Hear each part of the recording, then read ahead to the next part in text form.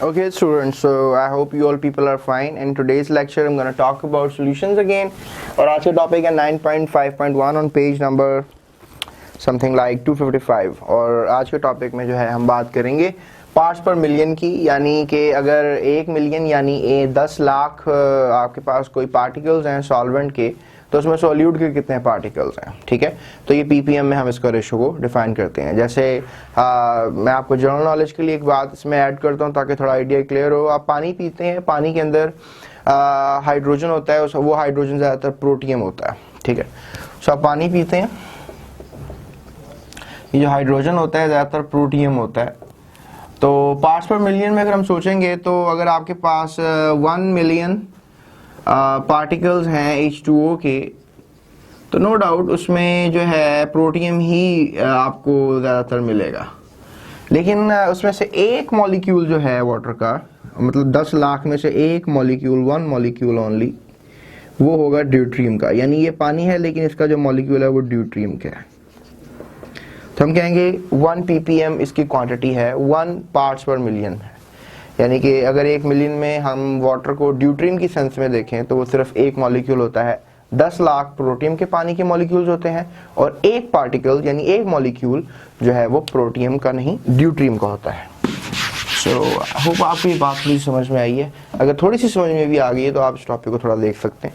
अब पीपीएम में क्या वो लिखता है कि parts per million, number of parts of a solute per million parts of the solution.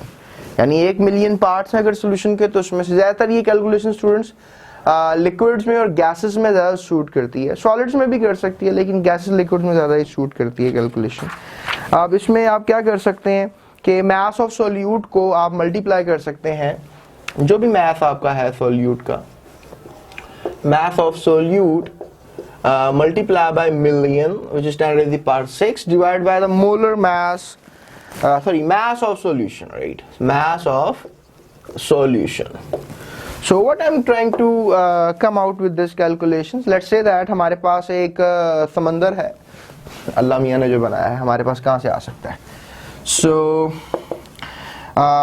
उसमें 1 kg वाटर है, वाटर की जो मिकदार है वो 1 kg है, और साइंसदान ये समझते हैं कि इस एक केजी वाटर यानी 1000 ग्राम वाटर में समंदर के पानी की बात हो रही है।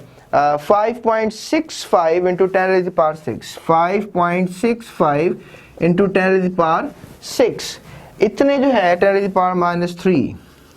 Is it -3? Yes. Is it -3? So it is -3. So इतने ग्राम, you can just say that oxygen dissolver, right? Okay, so this is oxygen molecule जो इसमें डिसॉल्व है। अब इसको ppm में कैलकुलेट करें। Okay, it's very easy. It's very easy. Okay, let's do it. Mass of solute क्या था? 5.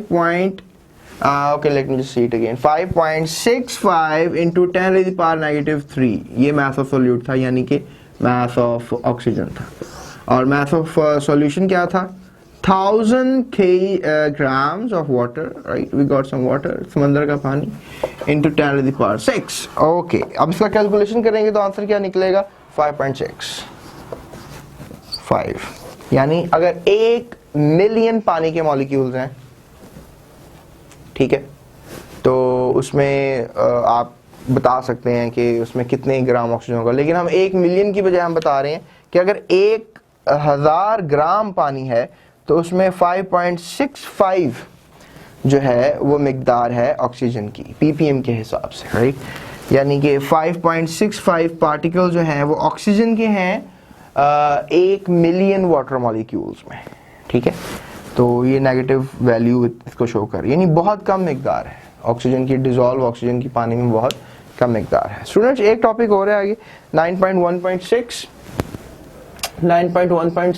इसमें कन्वर्जन की वो बात करता है। यानी आपके पास कंसंट्रेशन यूनिट में एक यूनिट मौजूद है, आप उसको कन्वर्ट करना चाहते हैं किसी दूसरे यूनिट में, तो how could you do this, right? तो लेट्स से दैट इसमें वो लिखता है कि अगर आप कन्वर्ट करना चाहते हैं, लेट्स से दैट मोलैलिटी को परसेंटेज में, right, weight by weight percentage में, तो आप कर सकते हैं। तो उसकी एग्जांपल के थ्रू ही हम इस बात को समझ लेते हैं, जो ये एग्जांपल दे रहे हैं। सो कन्वर्जन यूनिट की बात करते हैं, इंटर कन्वर्जन यूनिट्स की, इंटर कन्वर्जन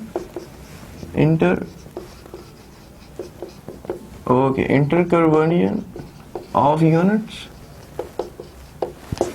अब इसमें स्टूडेंट्स हम कैसे इसको कैलकुलेट करेंगे, इसमें हम ऐसे करेंगे कि जैसे फॉर एग्जांपल आपके पास जो है 8% सोडियम क्लोराइड का सॉल्यूशन है वेट बाय वेट,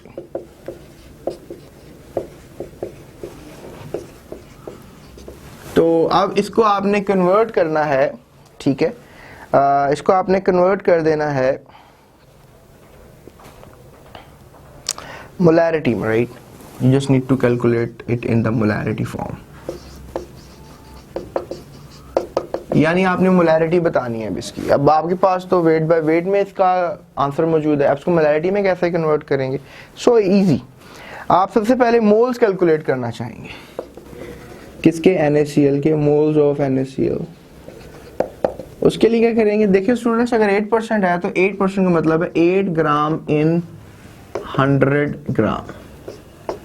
तो 8 ग्राम इन 100 ग्राम का क्या मतलब है कि 8 ग्राम NaCl है और 100 ग्राम टोटल सोल्यूशन है। तो 800 में से अगर 8 को निकाल देते हैं तो यू गॉट समथिंग लाइक 92 ग्राम आपके पास वाटर है और 8 ग्राम आपके पास जो है वो NaCl है। तो मास ऑफ NaCl क्या है आपके पास? मोल निकालने के लिए आपको मास पता होना चाहिए। 8 मोलर मास क्या है? 58.8, ये आपको खुद पता होना चाहिए। NaCl जो नमक है ना, उसका मोलर मास 58.8 होता है, 58.5 होता है, सॉरी 58.5, ठीक है। और अगर आप इसको कैलकुलेट कर लेंगे अब तो उसका आंसर आ जाएगा 0.13। अब ये आपने मोल्स निकाल लिए, ठीक है, 0.13 इसका मोल आ गया। अब 0.13 जब मोल आ गया तो आपके पास जो वाटर है वो 92 ग्राम है। एक मैं थोड़ी सी गलती कर रहा हूं, बल्कि